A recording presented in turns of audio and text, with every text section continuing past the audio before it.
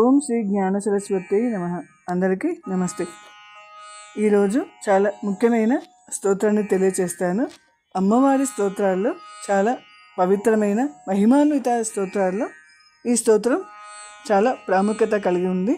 ఈ స్తోత్రం చేయటం వల్ల సకల ఐశ్వర్యాలు, సకల సంపదలు, సుఖశాంతులు కలుగుతాయి.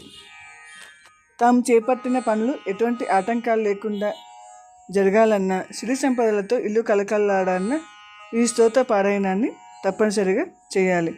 అమ్మవారిని కీర్తిస్తూ చేసే ఈ స్తోత్రము వాస్తు దోషాలు కూడా తొలగిపోతాయి.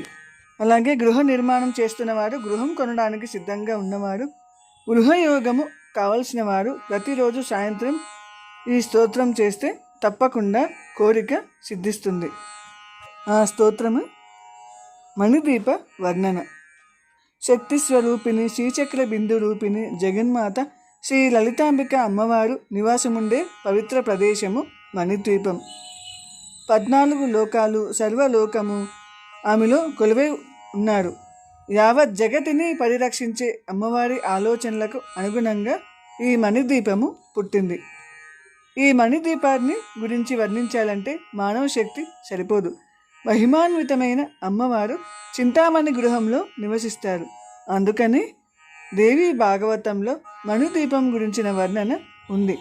అంతులేని వజ్రాలు, రత్నాలు, ముత్యాలు లాంటి నవనిధులతో పాటుగా బంగారమయమైన కొండలు కూడా ఈ ద్వీపంలో ఉన్నాయి. అనేక ప్రాకారాల అనంతరము అమ్మవారు దర్శనమిస్తారు. విష్ణువు నివసించే వైకుంఠము, శివుడు నివసించే కైలాసం కంటే కూడా అమ్మవారు నివసించే మణిద్వీపము అద్భుతంగా ఉంటుందట.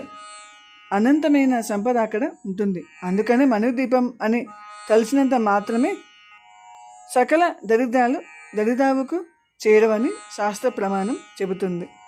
4 వైపులా అమృతంతో కూడిన సముద్రము సరిహద్దులుగా ఉన్న ఈ ద్వీపాన్ని వర్ణించాలంటే మన శక్తి చాలదు. మొదట వచ్చే ఇనుప ప్రాకారంలో భూమండలంలోని రారాజులు ఉంటారు. వీరు అమ్మవారి దర్శనానికి వచ్చే భక్తులను పంపుతుంటారు. అనంతరం కంచుతో చేసిన 2వ ప్రాకారం ఉంటుంది. పచ్చటి అరణ్యములతో, వివిధ రకాల జంతువులు, పక్షుల కిలకల రాగాలతో ఆ ప్రాంతము ప్రతిధ్వనిస్తూ ఉంటుంది. జ్ఞాన మండపంలో భక్తులకు అమ్మవారు దర్శనమిస్తారు. ముక్తి మండపంలో మంత్రులతో చర్చలు నిర్వహిస్తారు.